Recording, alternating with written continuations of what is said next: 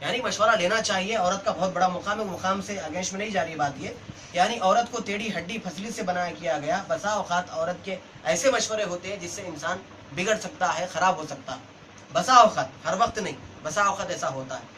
تو جب جنت میں کیوں رکھا گیا دونوں کو؟ جنت میں اس لیے رکھا گیا، اور جنت میں رکھ کر پھر یہ حکومت ان کو دی گئی کہ تم جہاں سے کھانا چاہ رہے کھاؤ، جہاں سے پینا چاہتے ہیں پیو. کیوں دیا؟ کیوں جنت میں ان کو رکھا گیا؟ تاکہ ان کو پریکٹس ہو جائے کہ دنیا میں کیسا رہنا ہے. آدم علیہ السلام کو ظاہری طور پر دیکھنے کے لیے جنت میں رکھا گیا، حوا علیہ السلام کو باطنی طور پر دیکھنے جنت میں رکھا گیا. یعنی آدم علیہ السلام جنت میں دیکھیں گے کون سی چیز کہاں سیٹ رکھی ہوئی ہے، کون سی چیز کیسا جو ہے نا اپنے مقام پہ رکھی ہوئی ہے، مینجمنٹ کیسا ہے، امور کیسا ہے، یہ جب سب جنت میں جب دیکھیں گے وہ تو دنیا میں آ کر رہن سہن کا طریقہ سیکھ جائیں گے. اس لیے ان کو اللہ نے پریکٹس کے طور پر جنت میں رکھا، اور حضرت حوا علیہ السلام کو بھی انہی کے ساتھ رکھا. اب وہ جنت میں مزے میں تھے، اور آپ کو معلوم ہے جنت میں ان کو کوئی جو ہے نا باؤنڈری نہیں تھی کہ تم یہاں جانا وہاں نہیں جانا. ہر جگہ پوری جگہ پھرتے پھرتے دیکھتے تھے جنت، پوری جنت پھر پھر کے دیکھتے تھے. دونوں بھی سیر کرتے تھے، ہر جگہ جا کر دیکھ کر آیا کرتے تھے. لیکن اللہ تبارک و تعالیٰ نے کہا کہ اے آدم اس درخت کے قریب مت جاؤ جس کی نشاندہی ہم تم کو کر رہے ہیں.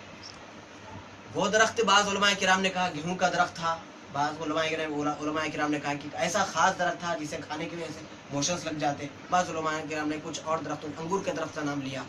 تو رہنے کو بھی کہا گیا، پھر درخت سے بھی منع کیا گیا. سوال یہ ہوتا ہے کہ بھائی جس درخت کو کھانا نہیں ہے اس درخت کو رکھا کیوں گیا جنت میں؟ جس سے منع تھا، جس سے کھانا نہیں تھا، جس کو کھانے سے منع کیا جانے کا تھا، تو پھر وہ جنت میں پھل رکھا کیوں گیا؟ وہ جنت میں درخت تو بنایا کیوں گیا؟ اس کے اندر حکمت تھی، حکمت خداوندی کہتے ہیں اس کے اندر اللہ تبارک و تعالیٰ کی حکمت تھی. تاکہ اس لیے رکھا گیا آدم کو ہم جنت میں اس لیے رکھیں تاکہ دنیا میں جینے کا طریقہ معلوم ہو جائے، اور درخت سے اس لیے روکا گیا تاکہ آدم کو یہ بھی معلوم ہو جائے آدم تم جب دنیا میں جاؤ گے تو کچھ چیزوں سے تمہیں روکنا بھی پڑے گا. تم دنیا کی ہر چیز یوز نہیں کر سکتے، وہ بھی طریقہ تم کو جنت میں ہی بتایا جا رہا ہے. سمجھ رہے میری بات آپ؟ ہر چیز یوز کرنے کا طریقہ بھی جنت میں بتایا گیا، کچھ چیزوں سے رکنا بھی ہوگا، وہ بھی تم کو یہی بتایا جا رہا ہے. ہاں رکنا تو کیسا رکنا وہ بھی دیکھو، جا کے کھانا تو بہت دور کی بات ہے. وَلَا تَقْرَبَ هَٰذِهِ الشَّجَرَةَ، تقربا کے معنی قریب بھی نہیں ہونا.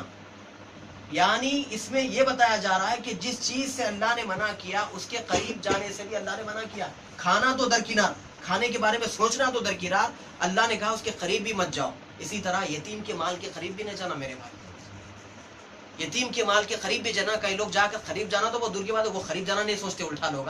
ابھی جو نا پورا دماغ میں پلاننگ سیٹ ہوتی ہے، کیسا کھانا اس کا مال، باوا تو نہیں ہے اس کا مال کیسا ہڑپنا، یہ پلاننگ بنائی جاتی ہے. جبکہ اللہ نے کہا قریب بھی مت جاؤ. تو اللہ تبارک و تعالیٰ نے کہا کہ یہ درخت کے کیا ہوا؟ شیطان نے پلاننگ بنایا. شیطان کی جانی دشمنی ہے میرے بھائی.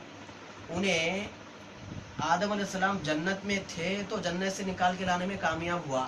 ابھی تو اپن جنت میں گئے بھی نہیں، جانے کیسے کتنا نہیں روکتا اپنے. ہمارے بابا کو کھاتے پیتے مست تھے انہوں جنت میں، تو وہاں سے نکال کے لایا. اب ہم بیٹے ہیں، ہمارے کو جانے کتنا نہیں روک سکتا، کتنا پاور یوز نہیں کر سکتا انہیں. یہ سوچنے کی بات ہے. اس نے پلاننگ بنایا، ماسٹر پلان یہ بنا کیسا کرنا. تو جو نا ذہن میں اس کا خیال آیا جنت میں مور تھا جسے دیکھ کر حوا علیہ السلام خوش ہوتے تھے، آدم علیہ السلام بھی خوش ہوتے تھے، کیونکہ اس کی رنگت، اس کی بناوٹ اللہ نے ویسی بنائی تھی. انہیں مور کو بلا کے بولا تم ایک مرتبہ جو ہے نا اپنے طریقے سے ذرا لبھا کے کر کے آدم علیہ السلام کو دروازے تک لے کے آؤ جنت کے. تو مور بولا ٹھیک ہے اچھی بات ہے. تو آدم علیہ السلام کے حوا علیہ السلام کے دونوں کے سامنے گیا، ناچنا شروع کر دیا. اس کے ناچنے کو دیکھتے ہوئے دیکھ کر یہ دونوں خوش ہو رہے تھے. وہ ناچتے ناچتے ناچتے ناچتے جنت کے دروازے تک قریب آ گئے. تو اب انہیں تھوڑا اندر انٹر کیسا ہونا، تو سانپ کے منہ کے اندر بیٹھ گیا. سانپ لے کے گیا ان کو جنت میں. دونوں دروازے کے قریب تھے. بعض علماء کرام کا نہیں جنت میں انٹر ہی نہیں ہوا، لیکن سانپ کے منہ میں بیٹھ کے وہیں بیٹھا ہوا تھا جنت کے دروازے کے پاس. آدم علیہ السلام حوا علیہ السلام اندر تھے، انہیں باہر تھا. اب جب ان کو قریب آمنا سامنا ہوا تو کیا بولا، میں آپ کو سجدہ نہیں کرا، معافی چاہتا ہوں، غلطی ہو گئی میرے سے، اب آپ سے بہت محبت کرتا ہوں، میں بیسٹ آئیڈیا دے رہا ہوں، وہ جو درخت ہے جس سے اللہ نے منع کیا وہ کھا لو. آدم علیہ السلام بولے اللہ نے مجھے کہا تھا کہ اسے مت کھاؤ. کیوں اللہ تعالیٰ جب بولنے کا تو کیوں کھاؤں میں؟ تو شیطان کیا بولا، ارے تم کو اس لیے نہ کھاؤ بولا اللہ تعالیٰ، اگر تم وہ کھا لیے تم ہمیشہ جنت میں ہی رہتے، باہر نہیں نکلتے تم، اس لیے اللہ تعالیٰ نے کو کھا لیا. ایسے کہہ کے خسمے کھایا، وہ کھایا، یہ کھایا، بھلا پھسلایا، بھٹکایا، گمراہ کرا، سب کچھ کرا. جس طرح ہمارے باپ کو کرا تھا اسی طرح انسان کو بھی کر رہا ہے. اسی لیے کہا جاتا ہے کہ شیطان کے بھٹکاؤ میں مت آؤ، تو اللہ तबारक व तआला को दरख्त रखा था जिससे मना किया गया। अब इनके भटकाए में आकर पहले वो दाना हजरत हव्वा खाए। कौन खाए? हजरत हव्वा खाए। हव्वा खाने के बाद फिर उन्होंने आदम अलैहिस्सलाम को बोले तुम भी खाओ बोल के बोले। तो हजरत आदम अलैहिस्सलाम भी उस दरख्त के फल को, दरख्त दाने को खा लिए जो गंदम का था, यानी क्या कहते हैं गेहूं का दरख्त था। खाने के बाद क्या हुआ, अचानक उनके जिस्म पे से लिबास उतर गया। जैसे लिबास उतर गया, अंजीर के दरख्त थे वहां पर, पत्ते उखाड़े उन्होंने जो ना जिस्म को लगाना, पत्ते से ढांपना शुरू कर दिया, हजरत हव्वा भी हजरत आदम भी। तब अल्लाह तबारक व तआला ने फरमाया कि तुमने हमारी नाफरमानी की है, लिहाजा अब जन्नत से उतर जाओ। तो अल्लाह तबारक व तआला ने उन दोनों को जन्नत से उतार दिया। और बाज़ उलमाए किराम कहते हैं उनको मोशंस भी आ गए थे। और जन्नत पाक जगह है। कौन सी जगह है? पाक जगह है। आपको मालूम है जन्नत में 1 नंबर 2 नंबर कुछ नहीं रहता। वहाँ खाना है, सोना है, मजे उड़ाना है और कुछ भी करना नहीं है।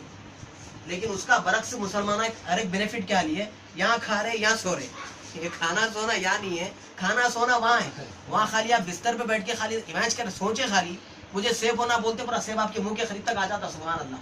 वैसे अल्लाह जन्नत बनाया जी हमारे वास्ते, जबरदस्त जन्नत है वहाँ पर। तो वहाँ जाके आराम करना है, यहाँ मेहनत करना है, यहाँ काम करना है। आराम वहाँ है, काम यहाँ करना है। तो क्या हुआ, अब जो है ना जैसे जो ना मोशंस लग गए तो अल्लाह ने कहा कि तुम्हारी अब रहने की जगह नहीं है, तो वहाँ से उतार दिए गए।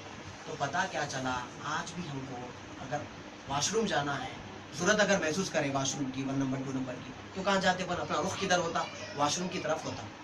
तो यानी जिस्मानी गंदगी निकालने के लिए वॉशरूम का रुख करते हैं। तो जब इनके जिस्म में गंदगी आए तो इन्होंने अल्लाह तबारक ने इनको किधर का रुख किया, किधर का? दुनिया का। तो दुनिया क्या है? एक नापाक जगह है मेरे भाई। दुनिया एक नापाक जगह है। फिर अल्लाह ने कहा कि आदम हम तुमको दुनिया में भेज रहे हैं। सूफिया कहते हैं, ये सूफिया दुनिया की मोहब्बत जिनके दिलों में क्या कहते हैं, सोने के चमक धमक की दुनिया जिनके दिलों में भर जाती है ना, उनका दिमाग साफ करने के लिए बोलते हैं अरे अल्लाह ने आदम को हव्वा को यहाँ क्यों भेजा? जब उनको मोशन लगे तो भेजे। तुम मोशन लगे तो तुम कहाँ जाते? वॉशरूम को जाते। उनको लगे तो ना यहाँ पर आए, उनका बाथरूम था ये। अब ऐसा बोलना पड़ता। तो जो है ना ये सूफिया कहते हैं दिल की गंदगी दूर होने के लिए, दिल साफ करने के लिए अल्लाह ने उन दो, अल्लाह तबारक, ये सूफिया किराम कहते हैं। फिर अल्लाह ने जब उनको यहाँ पर भेजा तो हिंदुस्तान वालों, आप इंडियन है, हिंदी है, खुश नसीब हो, हिंदुस्तानी है, फ़ख्र करो आप।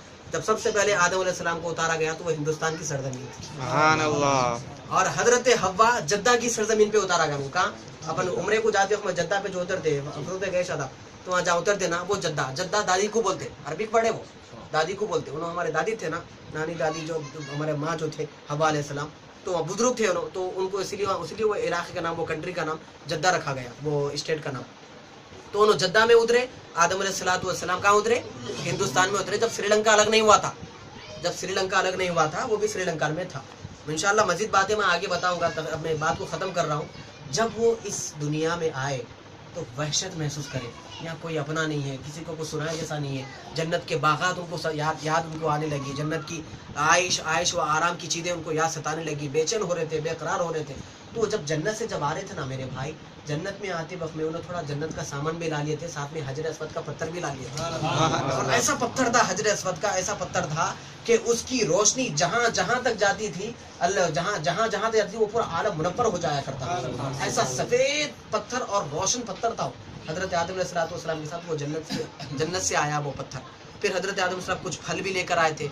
अब जब दुनिया में वो आए, दुनिया की हवा उनको लगी, तो उनके जिस्म से जो है ना वो इंजीर के जो पत्ते लपट के आए थे ना, वो पत्ते उड़ के जहाँ जहाँ चले गए, जिन जिन दरख्तों पे जाके पड़ गए, अल्लाह ने उन दरख्तों के फलों में खुशबू अता कर दी, फूलों में खुशबू अता कर दी। ये इसकी हिकमत है। और इंशाल्लाह मज़ीद बातें मैं इंशाल्लाह आप हज़रात को आने वाले तौर पर बताऊँगा। वाक़िफ़ दावत अल्हम्दुलिल्लाह।